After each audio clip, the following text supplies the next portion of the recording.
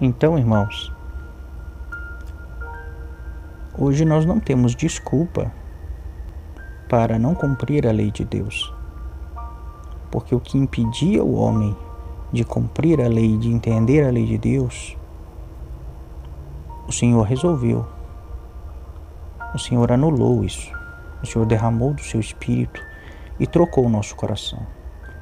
Então hoje nós somos filhos de Deus e nós temos que nos tornar cada dia semelhantes ao nosso Pai.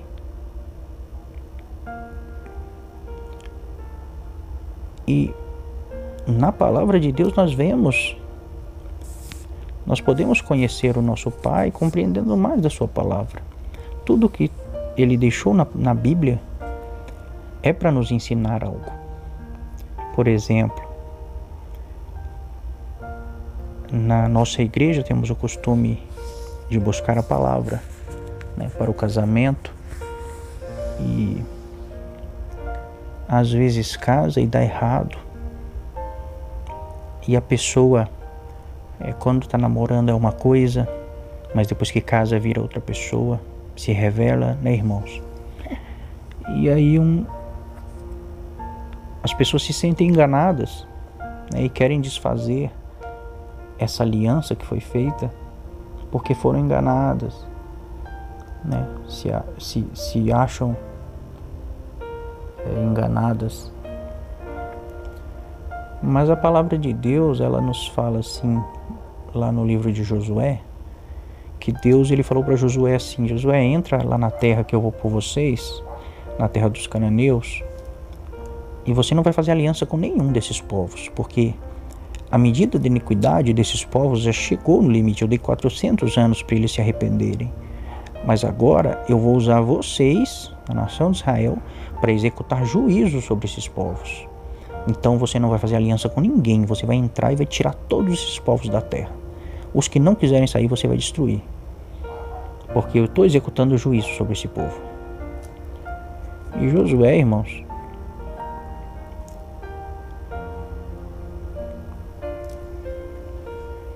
ele entra na terra prometida e um dia chega um povo com as vestes todas rasgadas, com pães embolorados, e dizem que estão vindo de muito longe, que eles não são daquela terra. E eles dizem que foram ali para fazer uma aliança com Josué. E Josué, sem consultar o Senhor, irmãos, ele faz uma aliança com aquele povo. E esse povo, eles eram os gibeonitas, e eles eram da terra de Canaã. E todos os povos da terra de Canaã, o restante dos povos, eles descobrem que os gibeonitas fizeram uma aliança com Israel, que enganaram Israel, fizeram uma aliança com eles. E eles se unem para destruir a cidade dos gibeonitas, para destruir os gibeonitas. E os gibeonitas, eles mandam um mensageiro até Josué para pedir ajuda. Então Josué descobre que ele foi enganado, que aquele povo que ele fez aliança, que eles eram os gibeonitas, que eles eram da terra de Canaã. E Josué rasga suas vestes, se arrepende e tal. Mas quando aquele povo chega e pede ajuda para Josué, fala assim: Josué, o povo vai nos destruir por causa da aliança que nós fizemos, e vocês fizeram aliança com nós, vocês têm a obrigação de nos proteger, porque agora nós somos um povo. E Josué, irmãos, ele podia dizer assim: não, porque vocês me enganaram. Vocês me enganaram, disseram que era um povo, na verdade vocês são outro. Meu Deus proibiu de eu fazer essa aliança com qualquer povo dessa terra, então a nossa aliança não vale. Josué poderia ter dito isso sim, irmãos, mas Josué conhecia as leis de Deus. Josué, ele conhecia o coração de Deus, e ele sabia que uma aliança selada na terra é importante para Deus.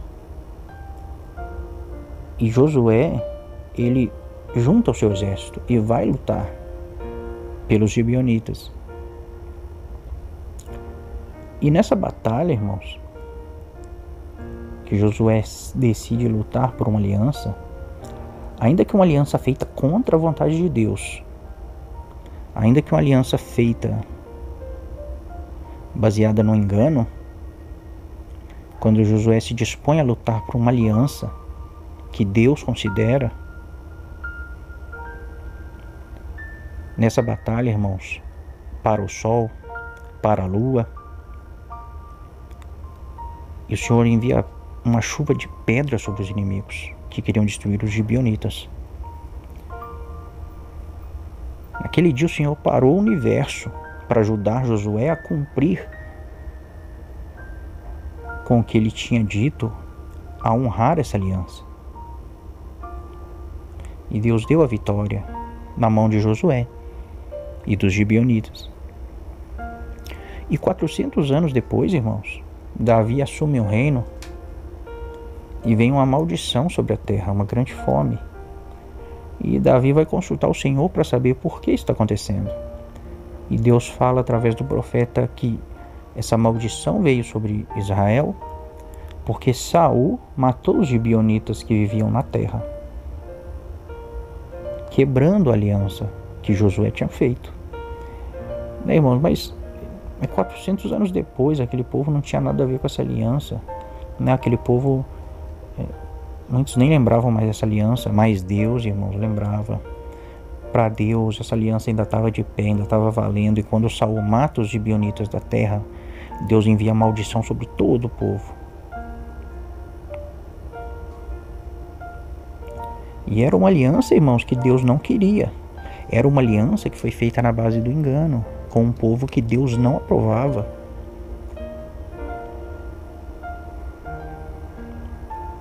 Agora imagine, irmãos, uma aliança que foi selada no céu. Uma aliança santa de dois filhos de Deus que se uniram em uma só carne. Imagina quão isso é importante e sagrado para Deus. E agora nós, com o coração desvendado, com o Espírito de Deus, compreendendo a lei, compreendendo o amor que existe na lei. De forma alguma, irmãos, nós podemos quebrar essa aliança. Ainda que pareça que nós tenhamos sido enganados. Mas uma aliança estabelecida através de um mandamento de Deus, ela tem importância para Deus. Como aquela que foi estabelecida contra a ordem de Deus tinha importância, uma aliança ao qual Deus deu um mandamento, deixará homem, pai e mãe e unirá a sua esposa, tem muito mais valor, irmãos. Então, se algum dos irmãos não tinha esse conhecimento, e essas palavras entraram no seu coração, se você deixou isso te mudar, e às vezes o seu casamento não está tão bem, às vezes você está pensando em separar, o conselho da palavra, o conselho que Deus deixou para nós é esse: se você lutar por essa aliança e honrar essa aliança que é preciosa para mim, eu vou lutar com você, assim como eu fui com Josué, parei o sol, a lua e enviei chuva de pedras do céu. Eu vou ser contigo. É isso que a palavra nos diz, irmãos.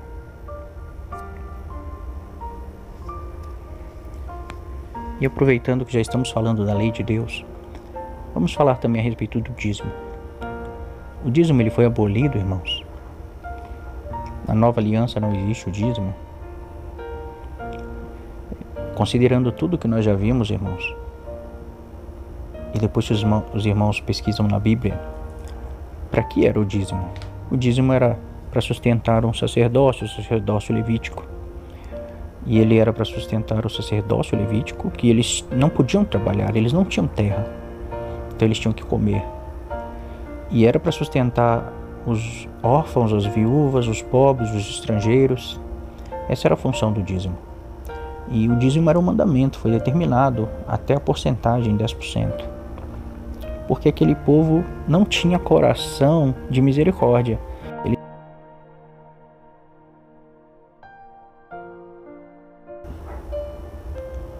Se deixasse por conta deles, eles não iam deixar a lei mudar eles, a lei de Deus santa, espiritual, mudar o coração deles, para eles cuidarem dos seus irmãos. Eles não iam fazer isso, irmãos.